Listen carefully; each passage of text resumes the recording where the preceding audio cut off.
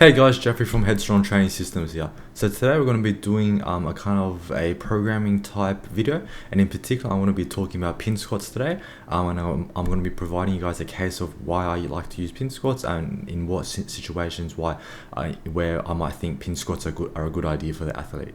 So before we get into it, I'll first want to cover basically what is a pin squat. So a pin squat is essentially a type of squat variation where when you go to set up the movement, you set basically safeties up so that they act as your pins. You're going to set up the safeties at the depth that you want to perform the squat to. So for most people, that would be your competition depth, or what you normally the depth you hit, that range, that's where you want to set up the pins at. And basically when you come down to hit the pins, you're basically going to perform the squat and come down, and then once your barbell hits the pins, you might either ask your athlete to do maybe a 1 count pause on there, or you might be touch and go straight. So when the barbell comes into contact with the pins, that's basically the feedback that you've reached the bottom, you've completed the movement, and then you want to come back up for there. So that's essentially the pin squat movement, and today we're going to go into a few situations where I might prescribe pin squats and why they would be an effective movement. So the first situation where I might give a pin squat is if, say, there's an injury or a pain that the athlete is feeling during the normal competition squat, and in most cases this would be linked to knee pain. So in a lot of cases, knee pain is often linked to anterior translation of the knee, basically too much flexion, and that range of motion is causing forcing that end range of motion at the knee joint is what's causing pain. And so what we might do in that situation is I might set the pins at a depth that doesn't cause pain or doesn't elicit high amounts of pain, more than like a 3 or 4. So we're trying to keep the pain at maybe a 1 to a 2, or even up to a 3, because we want to promote movement. Like some pain is good to promote recovery and promote mobilization of the joint. So you don't want to completely cut off the movement, but essentially what I would do in that situation is I would set the pins at a height that doesn't elicit high amounts of knee pain, and that basically constrains the movement. And that basically it provides the athlete a feedback environment where they're coming to a depth that doesn't cause pain, so we can still get some specificity, still get some exposure and training of the squat movement, but we're not worsening the pain.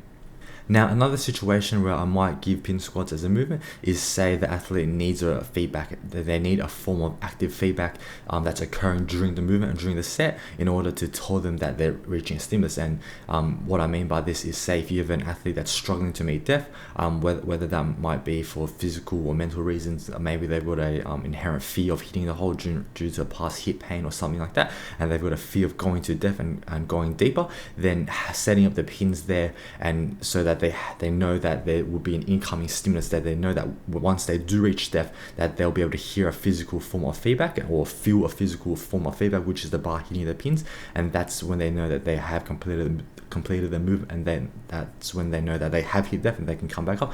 I think that pin squats work very effectively for those athletes who need that kind of feedback to prompt them to keep going deeper and stop pulling up short every time.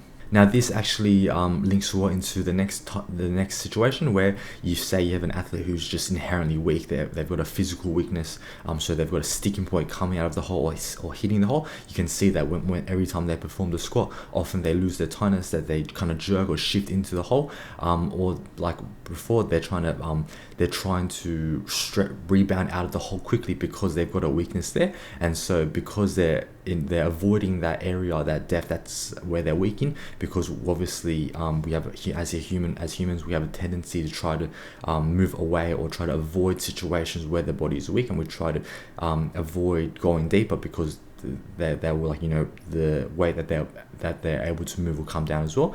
So having that physical model of feedback there to inform them of when they have hit depth, I think that's a very effective way of strengthening weakness in the hole, because in order to strengthen a weakness, you simply need to perform the movement. You need to do the movement to get stronger. You can't just ignore that and avoid that, because if you don't hit depth in comp, then you'll most likely bomb out on your squat.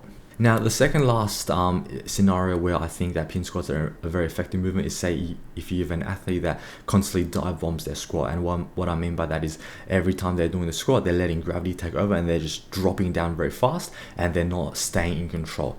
Yes, we don't want to tempo the squat coming down. So it's about finding a balance where you're not coming down too fast, but also you're not coming down too quick as well, because we know that if you're just dive bombing, what happens there is that you're letting gravity take over. You're not yourself staying in control. We always want to be kind of exerting an upwards pressure to resist the collapsing of the barbell, because if we're not, the barbell will collapse our chest down, and so when you're also traveling with gravity, that's just going to add to the weight on the bar because of that momentum coming down. So you always want to be applying a controlled and upwards pressure in order to stay stable and in control of the movement. You're controlling the weight, you're controlling the descent.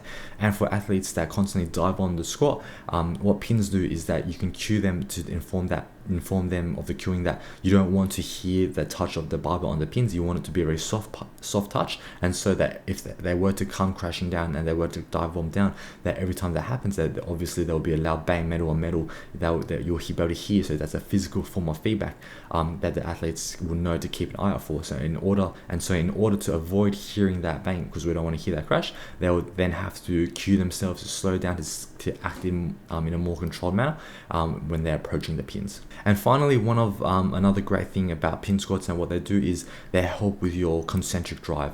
And so I'll use pins in situations where, say, there's an athlete and every time they're coming out of the hole, they either have a hip shoot back, or simply because they're trying to recruit their posterior chain, they're not using the quads out of the hole. And what pin squats do is that they slow down the movement. So once you're settled on the pins, so you have to work very hard to maintain tightness there. Once you settle down on the pins and the bar comes to complete stop or complete rest, that then gives the athlete an opportunity to mentally cue themselves to use the quads coming out of the hole. And so with pins, that it's very obvious that when there is a hip shoot off their pins, because you're relying on the posterior chain as the dominant mover, it becomes very obvious, and so you're also punished because it pushes you out of position. So with pin squats coming off the pins, it gives the athlete a very good opportunity to focus on using quads and maintaining the bar center of mass coming out of the pins. And so to wrap up the video, in most cases, from what I've seen with my athletes, pin squats, I usually use them for more novice lifters, so athletes that, because the issues or the situations which I've previously presented just now, they usually only occur in more newer and more novice lifters who are still trying to grasp the movement and like speed of the movement. And so in the having the physical feedback of the pins, that helps to constrain them in their movement, because there's a physical feedback of either sound or feeling that they're waiting for, that will essentially help to guide their movement. And I like to use them in situations where there's a pain or injury with the lifter. Most often it's knee pain with that knee travel, knee displacement, and they simply their movement needs to be adjusted and manipulated so that they're not going to the levels that will cause and elicit further pain. So that's all from me today, guys. Hopefully that was helpful for you, and I'll catch you guys next time. Take care.